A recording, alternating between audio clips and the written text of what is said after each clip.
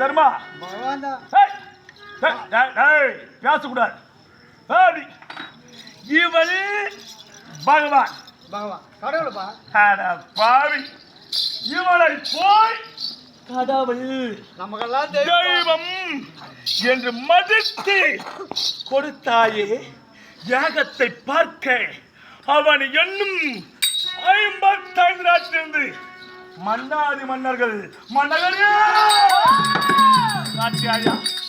அனைத்து நாட்டு மன்னர் வந்துட்டாங்கப்பா. அவமானப்படுத்தி விட்டாயே ராஜாச்சி ராஜாங்களே. என் அண்ணன் தர்ம மன்னன் செய்தது தவறு. ஆகையால் இங்க யாரும் இருக்க கூடாது.